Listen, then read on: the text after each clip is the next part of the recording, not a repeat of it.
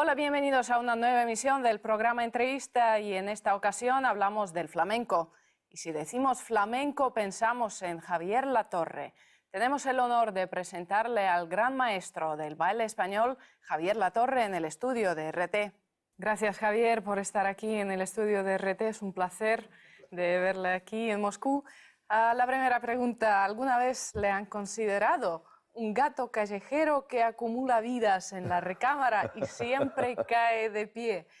¿Qué le parece esta comparación? ¿De verdad tiene rasgos de su carácter? Sí, además la frase, si no me equivoco, es de un buen amigo mío, de Javi Fergó, de Jerez, y él me conoce bien, él sabe mi historia. Mi historia ha sido una serie de acontecimientos en plan montaña rusa, ya que estamos aquí, la llamáis montaña americana, me parece, Sí, ¿no? es cierto. Pues mi vida ha sido una montaña americana permanentemente, ¿no? Desde lo más alto hasta las más profundas cloacas, pero siempre he sobrevivido a todo, siempre he aprendido de todo y realmente, figuradamente, siempre he caído de pie de todas las grandes alturas de las que he caído. ¿Pero se trata ante todo de los acontecimientos de su vida o también de los rasgos de su carácter? Yo creo que va una cosa unida a la otra, ¿no? El carácter hace muchas veces que afrontes las cosas que te pasan en la vida de una forma o de otra, ¿no? Yo soy un optimista por naturaleza, soy una persona absolutamente privilegiada porque desde antes de tener uso de razón, si es que ahora la tengo, que también lo pongo en duda, empecé a bailar con 5 años, es lo que he deseado toda mi vida, mi pasión durante toda mi vida, y además tengo la suerte de poder dedicarme a ello y a un alto nivel. Por lo tanto, soy una persona que cuando me pasan cosas negativas, las entiendo hasta como parte del empleo, ¿no? O sea, hay que pasar por cosas de ese tipo también para poder luego en el escenario contar todo tipo de cosas, ¿no? Es muy difícil que tú en el escenario puedas contar algo que no te ha pasado, que se pueda transmitir verdad en algo que tú no has vivido, ¿no? ¿Cómo nació su seudónimo, Latorre? Pues Latorre nació en el Ballet Nacional de España. Yo entré en el Ballet Nacional de España con 16 años, recién cumplidos. Entré bajo la dirección de Antonio Gades como cuerpo de baile. Entonces, como cuerpo de baile, venía como Javier García en el programa, era mi nombre, que es el nombre real. Y cuando asumió la dirección del Ballet Nacional Antonio el bailarín, igual que Pilar López, igual que coreógrafos de esa época, tenían la costumbre de cambiar el nombre a sus bailarines si no les gustaba o tenías un apellido muy corriente o que no sonara artístico, digamos, tenían la costumbre de cambiártelo. Por ejemplo, Antonio Gades no es Antonio Gades, es Antonio Esteve Ródenas, el nombre se lo puso Pilar López, Gades es el nombre romano de Cádiz. Y así todo ese tipo de cosas. Y cuando entró Antonio como director artístico, me ascendió a solista. Y entonces en el programa los solistas vienen con las letras más grandes que el cuerpo de baile. Y él me dijo, si sigue llamándote García, no subirás a solista porque no voy a poner en el programa un apellido tan vulgar, ¿no? Entonces me dijo, búscate uno que te guste y si me gusta a mí también, pues bien, y si no, te lo pondré yo. Me lo ¿Y por inventaré qué yo. Latorre? Latorre es el segundo apellido de mi padre. Por Mi eso. padre era Nicolás García Latorre, entonces lo primero que busqué evidentemente fue en mi familia y además mi padre murió cuando yo tenía 4 años, un año antes de empezar a bailar, entonces fue también como una especie de homenaje hacia él, ¿no? O sea, no tiene nada que ver con la torre. No tiene nada que ver con las alturas ni con la arquitectura, ¿no? Pero al final sí que Hombre, tiene que ver mucho. vamos ascendiendo como podemos, ¿no? Espero algún día ver el mundo desde mi apellido. No es la primera vez que está en Rusia, pero es la primera vez que crea un espectáculo especialmente para una bailarina rusa. ¿Qué fue que le motivó para esta colaboración? Me imagino que no habrá sido solo por talento, porque bailarinas talentosas las hay muchas. Pues todo tiene una consecución de acontecimientos. La primera obra realmente que monté aquí en Rusia fue para flamenquería, pero fue una adaptación de mi primera obra que monté en el año 88. Y era una adaptación de La Casa de Bernarda Alba, de Federico García Lorca. Entonces lo que hice fue readaptar esa obra para el ballet de flamenquería, con artistas invitados de España también, etcétera. Pero la primera obra original, digamos, en este sentido, es con Oksana. Y a Oksana la conocí por medio de una gran amiga mía y una grandísima bailadora que fue en Santa La Moneta. La Moneta venía a la escuela de Oksana a impartir clases, a dar cursillos. Por medio de ella nos conocimos. A partir de ahí Oksana ha tomado cursos conmigo también, tanto en España como aquí. Y en el segundo o tercer encuentro que tuvimos me planteó la posibilidad de que colaboráramos en la obra, y yo no tuve la menor duda, y no tengo la menor duda por varios motivos. Me parece que fue el Día del Flamenco, celebrado mundialmente, porque tal día como antes de ayer, hace unos años, fue nombrado Patrimonio de la Humanidad. Entonces yo tengo un punto de vista muy claro sobre lo que es Patrimonio de la Humanidad, ¿no?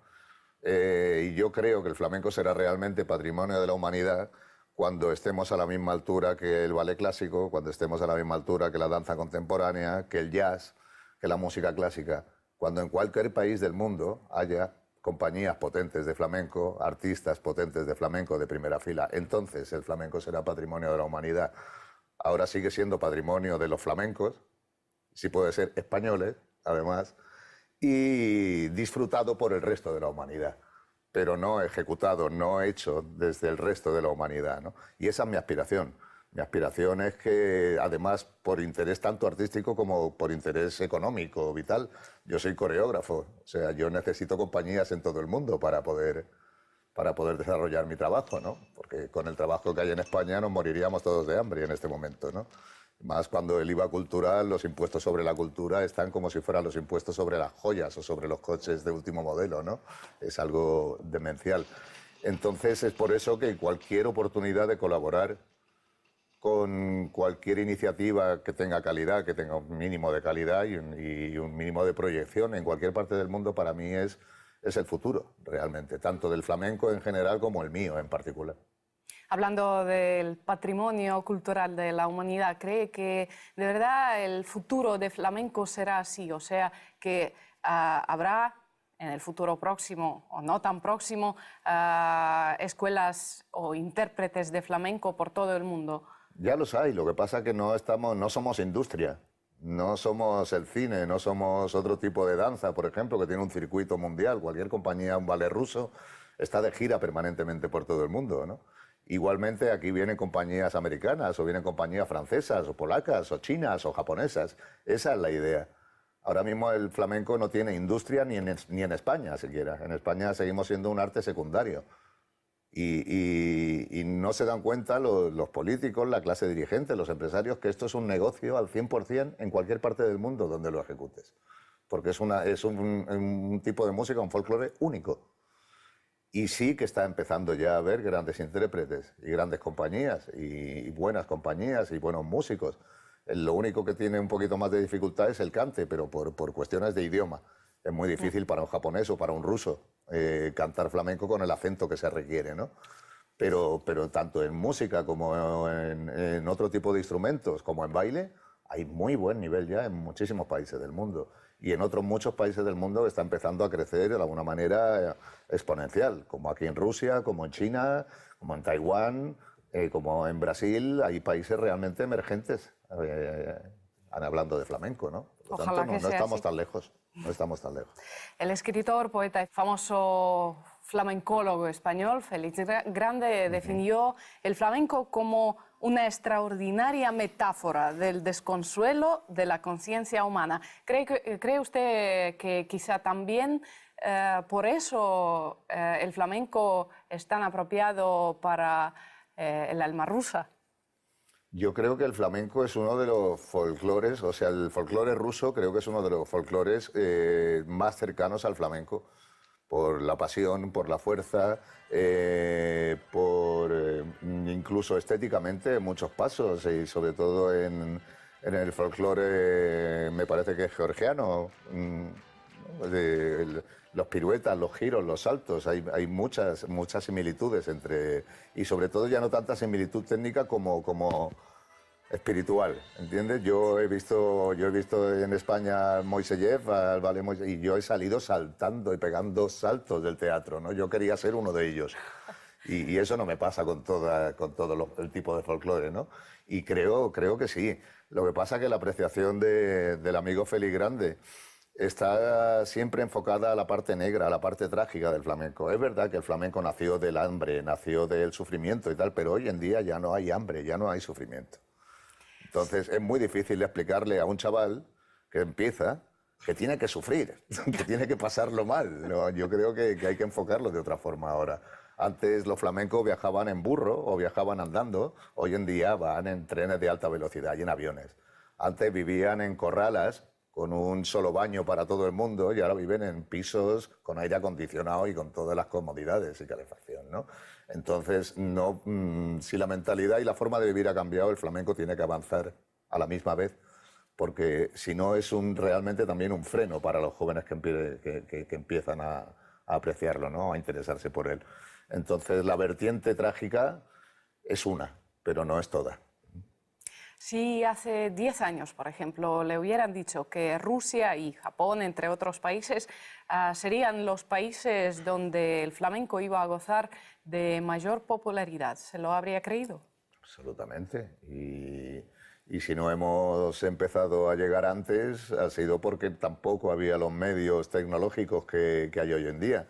Antes, para ver flamenco, tenías que irte a España o esperar a que una compañía llegara a tu país cuando llegaba, ¿no? Ahora no tienes más que pinchar en YouTube y nos tienes a todos. A todos. Antes todo el mundo estudiaba con una sola profesora, con un solo profesor, que además te decía, no estudies con nadie más porque te van a quitar lo que yo te he enseñado. Eso es la antidocencia, ¿no? Sí. O sea, mi filosofía es, estudia con todo el mundo y así no te parecerás a nadie. Porque el artista debe ser único. Yo por lo menos me he dedicado a ser artista para ser único en la historia, ¿no? Mejor o peor, pero único. Ese es el sentido, ¿no? Entonces toda esa forma de pensar está cambiando. Hoy con un solo clic puedes ver a todos, los más grandes. Pero ya no solo de flamenco te hablo, porque yo a nivel coreográfico me alimento mucho más de neoclásicos y de clásicos y de contemporáneos que de flamenco. Yo a nivel coreográfico bebo mucho más de Jiri Kilian, de Masek, de Maurice Béjart, de gente así, ¿no? Que de los propios flamencos. Porque yo creo que los flamencos anteriores a mí también han bebido de ese tipo, ¿no? Porque la coreografía clásica, contemporánea, neoclásica, es muy anterior a la teatralización coreográfica en el flamenco.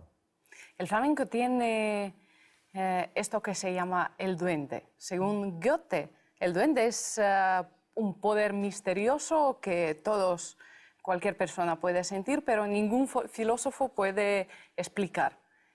¿Qué crees? ¿Se puede explicar el duende del flamenco? No sé, si lo explicas, si lo equiparamos a la religión, pues será rubio con el pelo largo y barba y con una corona aquí alrededor. No, el duende para mí es un momento, una situación en la que tanto artista como público conectan y la cosa explota. No tiene más, no tiene más. El duende no se busca, el duende aparece. Y hay gente que lo tiene y gente que no. Entonces, ante la carencia de duende, se impone la técnica. Si tú no puedes emocionar al público con un solo movimiento, tienes que emocionarlo por medio de otros movimientos, ¿no? O sea, no todo el mundo es Baryshnikov. No todo el mundo, además de ese duende, tiene esa técnica, ¿no? Por eso yo siempre digo, porque en el flamenco se comenta mucho, se dice mucho por parte de los puristas, porque la palabra puro es una de las palabras que más me repele en el vocabulario, ¿no? Yo creo que el máximo buscador de la pureza fue Hitler y esas fueron las consecuencias, ¿no? La pureza es la que sale del alma de cada uno y de los sentimientos de cada uno. Luego el público juzga y la historia te pone en tu sitio. Pero no hay nadie que pueda decir esto es puro o esto no es puro. Entonces el duende es lo mismo. El duende tiene que nacer de un control absoluto de la técnica para que a partir de ese control absoluto de la técnica puedas dejar de preocuparte de ella y puedas empezar a expresar realmente lo que te dice el corazón, no lo que te dice la cabeza. La cabeza te va a decir triple pirueta aquí, zapateado aquí, diagonal para allá. Eso es lo que te va a decir la cabeza. Por eso la técnica te sirve para olvidarte de lo que te va a decir la cabeza y preocuparte de lo que te va a decir el corazón. A partir de ese momento es cuando puede hallarse el duende y puede salir el duende. Usted ha dicho en una de sus entrevistas, y acaba de repetirlo ahora en nuestro estudio, no creo parecerme a nadie, ni mi baile, ni mis obras, ni mi forma de enseñar, pero ¿tiene algún ídolo o alguna inspiración en su arte? Absolutamente. Tengo mis 3 máximos referentes, que fueron Antonio Gades, Antonio el bailarín y José Granero. Además, tuve la suerte de nacer en una etapa de la historia en la que pude disfrutar de todos los que ya han desaparecido y me crié a la vez que todos los grandes que hay ahora. Entonces, claro, uno cuando empieza quiere ser alguien, quiere ser otro. O sea, yo cuando iba de pequeño a ver las películas de Bruce Lee, yo quería ser Bruce Lee de mayor, pero no alguien que se pareciera a Bruce Lee, no, yo quería ser Bruce Lee. Y hubo una época en mi vida en que yo quería ser Antonio, y hubo una época en mi vida en que yo quería ser Antonio Gades, no alguien que se pareciera, no, quería ser yo. Pero eso pasa cuando te estás haciendo, cuando necesitas alguien a quien seguir, alguien a quien parecerte, alguien a quien imitar. Pero la imitación se tiene que ir acabando conforme uno se va haciendo una personalidad propia y se va haciendo un adulto, ¿no? En ese momento es cuando yo digo que hay que coger lo que te han enseñado todos y pasarlo por tu filtro, por esa personalidad. Es difícil pasarlo por una personalidad cuando todavía no la tienes hecha, ¿no? Entonces, claro, cuando se es joven necesitas referentes y necesitas gente a quien directamente imitar. Pero yo lo primero que le digo a mis alumnos en clase también es: de aquí para abajo se ejecuta y de cintura para arriba se firma. La personalidad está aquí. Por lo tanto, copiar exactamente lo que hago de cintura para abajo, pero de cintura para arriba, ahí tenéis un espejo muy grande, que es vuestro mejor amigo y puede ser vuestro peor enemigo también. Sí. Usarlo y gustaros a vosotros mismos. No me busquéis a mí en el espejo, buscaros a vosotros, tal y como os gustaría veros. En una entrevista concedida a nuestro canal, otra gran estrella de flamenco, Rafael Amargo, dijo que cuando bailas te falta expresar tus emociones con la palabra y con el grito, pero puedes encontrar esto en el teatro. ¿Usted alguna vez ha sentido que le faltan movimientos para expresar sus sentimientos? No, lo que sí he sentido es, después de haber montado una obra y haberla estrenado, es haberla vuelto a revisar y haber dicho: aquí habría hecho esto, aquí habría hecho lo otro, aquí habría hecho tal, pero tal. Pero no sé si en el sentido en el que lo decía Amargo era en el sentido de que bailar no es suficiente. Yo opino que al contrario, el cuerpo es mucho más amplio que la palabra. El movimiento es mucho más amplio que la palabra. Entonces, si un bailarín no sabe hablar solo con el cuerpo, mal bailarín es. Y si necesita gritar, no sé para qué, si para provocar la sensación del público o para desahogo propio, bueno, efectos especiales también está bien. Coincido. En su momento usted decidió dejar los escenarios y dedicarse a la coreografía y a la enseñanza. Entonces, en aquel momento sintió que ya podría aportar más como el maestro. No, lo que sentí es que no podía aportar nada en el escenario. Era al contrario. Pero en general, ¿cómo se puede vivir sin el aplauso del público, habiendo sido una estrella tan grande en su arte? Cada vez que termino una clase, los alumnos me aplauden. Cada vez que termino un ensayo en un montaje de coreografía, los alumnos, mis bailarines me aplauden. Eso también es aplauso que también alimenta. No necesito el del escenario y el del público concretamente. Como te digo, el año que viene hará 50 años que bailo. Y de esos 50 años bailando, pues he estado en todo tipo de escenarios, desde el Metropolitan hasta encima de un camión, donde empecé, bailando por pueblos y siendo insultado vilmente por los jovencitos del pueblo, y hasta los mejores teatros del mundo. Por lo tanto, no tengo asignaturas pendientes en ese sentido con el escenario, ¿no? Y lo que después de esos 8 años, desde los 40 hasta los 48, estuve retirado. Y luego, al igual que en mi vida en general, mi físico también pasa por montañas americanas. Hubo una época en que simplemente me miraba al espejo y no me gustaba. Me veía gordo, me veía mal, no me veía, estaba gordo realmente. Y no me apetecía salir al escenario de esa forma. Y realmente como para realizarme, sentirme realizado, no lo necesito, pues decidí dejarlo. 8 años después me encontré mejor físicamente, un poquito más delgadito. Me invitaron a un proyecto que me apeteció muchísimo. Me metí en ese proyecto y desde entonces pues hago a lo mejor 6, 7 actuaciones al año, pero muy especiales y con gente que me apetece muchísimo. Por ejemplo, ahora en junio próximo bailaré con Canales en Zúrich, que hace 25 años que no compartimos escenarios juntos. Y son cosas de este tipo las que hago, pero no más. Muchos artistas tienen o han tenido en su vida problemas con ciertas adicciones. ¿Usted alguna vez se ha considerado como un sobreviviente en este aspecto? ¿Qué le ha enseñado el pasar por esta experiencia tan dura?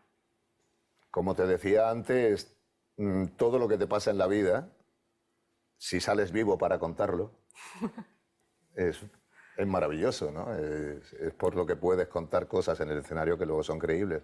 Pero ya no te hablo solamente del escenario, te hablo en el día a día, en la convivencia con los demás. Yo he sido politoxicómano durante 18 años, o sea, desde los 15 desde los 18 hasta los 30 prácticamente. A los 30 hubo un corte en mi vida, todo aquello se acabó y como te digo, seguí vivo para contarlo, pasé por situaciones terribles, pero también pasé por situaciones maravillosas, conocí a gente terrible, pero también conocí a gente maravillosa. Y quizá el año que pasé en rehabilitación fue uno de los más enriquecedores de mi vida. Y no bailé en todo ese año, lo único que estuve fue compartiendo terapia durante un año con mucha gente como yo, con gente normal, digamos, con ningún artista ni nada de este tipo, ¿no? Y posiblemente fue uno de los años más enriquecedores de mi vida, ¿no? Según sus palabras, hoy se baila mejor que nunca, pero se vive menos para bailar que nunca. ¿Por qué pasa eso? Por lo que comentábamos antes también de que la vida cambia. Cuando hablo de esto ya parece que habla un anciano, pero muchas veces así me siento, ¿no? Yo digo siempre que en mi época se vivía para bailar y hoy se baila para vivir. ¿Y se puede encontrar un la equilibrio? ¿Qué piensa?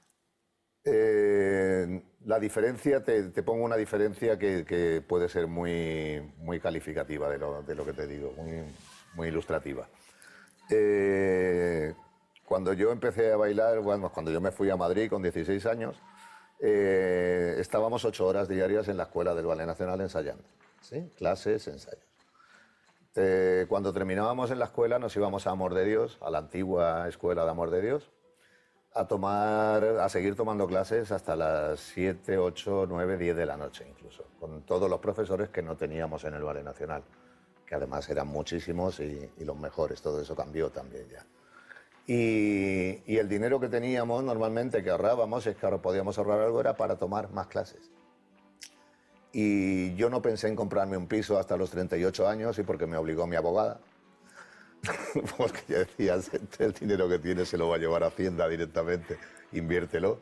Yo no tengo coche ni tengo carnet de conducir siquiera porque odio los coches y odio el meterme en un coche y odio viajar. Es lo único que no me gusta de mi trabajo. Entonces, las prioridades eran otras. Ahora yo no conozco a ningún alumno ni a ningún bailarín jovencito que con su primer sueldo se vaya a tomar más clases.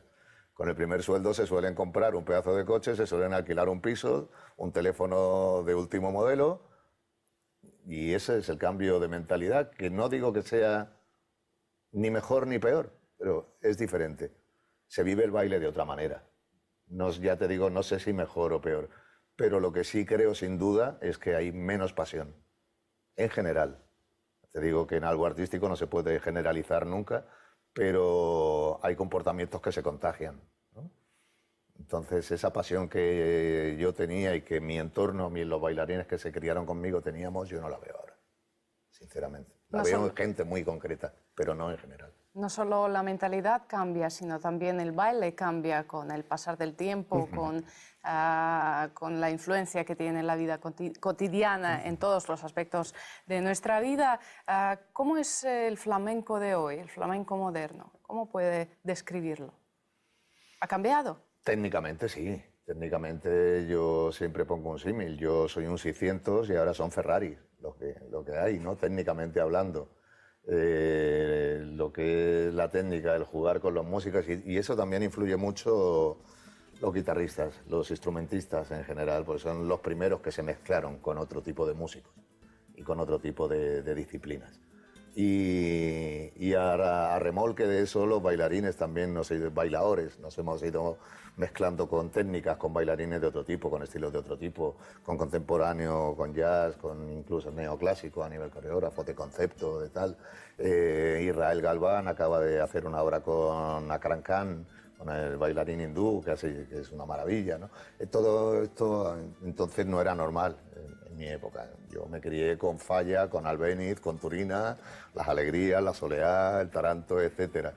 Pero ha sido posteriormente, cuando me he ido mezclando con gente de otras disciplinas, cuando me he metido a montar una ópera de Verdi, como fue mi segunda obra, La Fuerza del Destino, o cuando me he metido a montar Omega con Enrique Morente y Lagartija-Nick, que era otro mundo completamente diferente. He montado a Beethoven, he montado a Mozart, he montado a Haydn, he montado a Vivaldi, he montado a Beth Mertens. Ya te digo, he jugado y experimentado con todo tipo de músicas. Eso antes no pasaba, ¿no? Estábamos mucho más cerrados en el clásico español y en la escuela bolera y en el flamenco. Entonces, todo ese tipo de enriquecimiento hace que la estética también cambie, porque vas alimentándote de movimientos de otro tipo. Entonces, todo eso va pasando por el filtro flamenco que tiene cada uno. Y al final, el resultado, si el intérprete es flamenco, el resultado es flamenco. Eso no tiene vuelta de hoja. Yo miro a Israel Galván, que todo el mundo dice, eso ni es flamenco, eso no... para los puros, para los puristas es comunión, anatema, fuera de la iglesia, ¿no? Yo sigo viendo flamenco cuando veo a Israel Galván. O sea, no pierde su autenticidad. Imposible perder algo que no se controla. Algo que no se adquiere no se puede perder. Muchas gracias. A vosotros siempre ha sido un placer. Era la entrevista con Javier Latorre, una media hora en RT llena de flamenco. Nos vemos, hasta luego.